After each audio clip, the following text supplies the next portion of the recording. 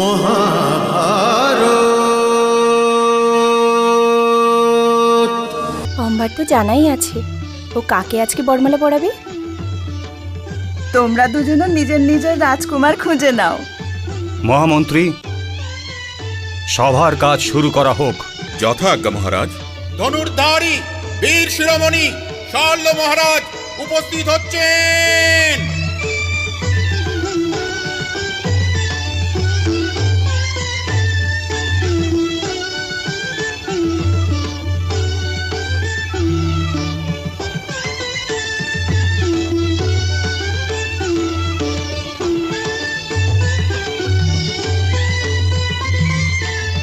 আসন গ্রহণ করুন।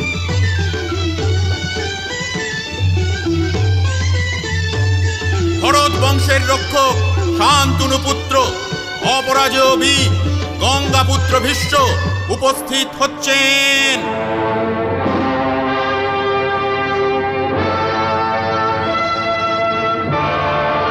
মনে হচ্ছে ভীষ্মের প্রতিজ্ঞা রাজকুমারীদের রূপের সাগরে ডুবে গেছে।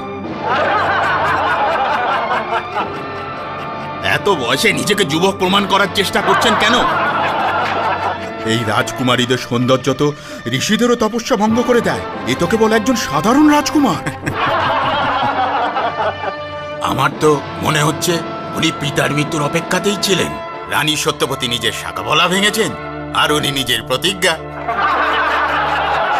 প্রতিজ্ঞাও কাচের মতো ঠুনকো ছিল। সাবধান! এই সভা কেবল অতিথিদের জন্যই হচ্ছে। জানি আমি, এই জন্যই আমি আপনার সভাগৃহে অতিথিদের কোনো কথার জবাব দিয়ে আপনাকে অপমান করতে চাই না। এই স্বয়ংবরে আমি হস্তিনাপুরের নরেশ মহারাজ বিচিত্রবীর্যের প্রতিনিধিত্ব করছি মাত্র।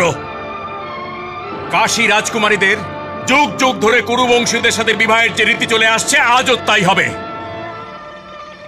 আমি এই তিনজন রাজকুমারীকে আমার ছোট ভাই বিচিত্রবীর্যের রানী করার জন্য নিয়ে যাচ্ছি।